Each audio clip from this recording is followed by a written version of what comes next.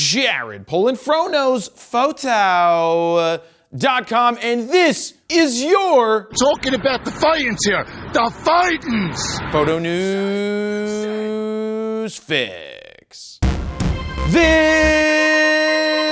This fix is brought to you by Wirestock, which is still the easiest way to sell your photos, videos, and vectors online. It's still simple. You upload your photos or videos to Wirestock, they tag and keyword them for you, and then distribute them for sale on the largest stock websites like Shutterstock, Adobe Stock, Pond5, as well as Getty Images and iStock Photo. You do all this from one single free account, no subscriptions or flat fees. When you sell something, Wirestock takes 15% and you get the rest. There's no reason you shouldn't start uploading video with your free account right now. I'm tired of hearing excuses like, I don't know what to shoot. Literally anything. A horse. Shoot some horses doing horse stuff. Shoot some dirt. Anything. To sign up for free right now, head on over to bit.ly/wirefro888. First up, let's talk new memory cards from both Sony and ProGrade, starting with Sony introducing two new tough CF Express Type A cards. I ask you, are they as tough as these?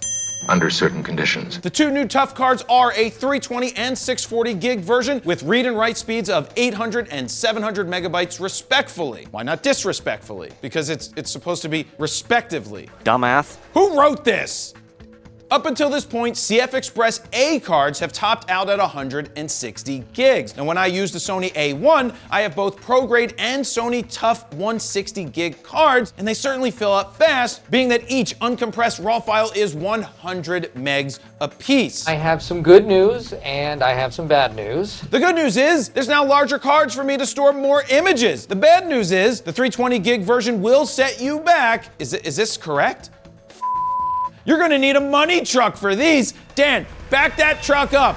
$649.99 for 320 gigs and $1,249.99 for 640. And don't forget, if you want to shoot redundant, you're gonna need a second money truck. That's honestly insane. And I mean insane in a bad way, not even insane in the membrane. Maybe CF Express A's size savings over B's just isn't worth it. I'm starting to get some beta tape vibes here from Sony with these cards. On the flip side, ProGrade Digital just had some CF Express 2.0 Type B gold memory cards, size 512, 1 terabyte, and 2 terabytes leak with supposed pricing starting at $179 and going up to $799. So yeah, if these prices are right, you can get prices right. It's very clever. You can get 512 Type B card for $179 when it's official, or 320 gig Type A card for $650. I think it might be time for Sony to give up on the small, more expensive, and slower cards. What do you guys think? Next up, Tamron has officially announced their 20 to 40 millimeter 2.8 full frame E Mount lens for Sony cameras. A month or so ago, this was just a development announcement, and now it's officially official. This comes on the heels of them announcing the first official third-party lens for the Nikon Z Mount in the way of the 70 to 300, and I guess the heels of the Nikon branded Tamron 17 to 28 2.8 from a few weeks back. Now this is an interesting range for sure. 20 millimeters isn't exactly super wide and 40 isn't exactly super long when it comes to stills, but maybe that's a nice range to have for video. The key selling point here is the fact it's only $699 for something like Sony's 16 to 35 2.8 that's $1,800. You might want to check into that. Tamron also offers other 2.8 lenses like the 17 to 28 and 28 to 75, which might be a better investment in my book versus a 20 to 40 for a similar price. But what do I know? I know photo. That's what I know. Today I want to talk a little bit about...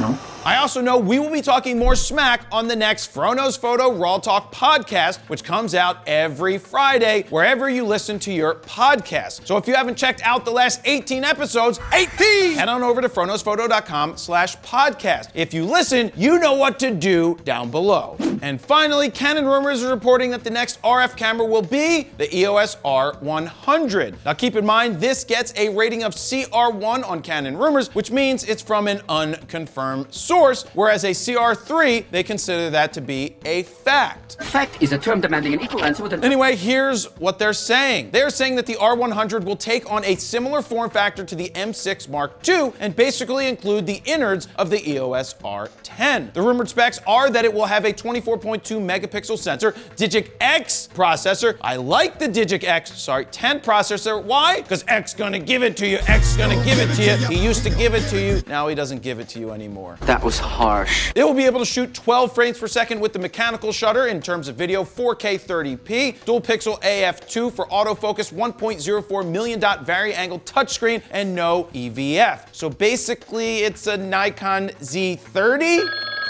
Phone call. I wonder who that could be.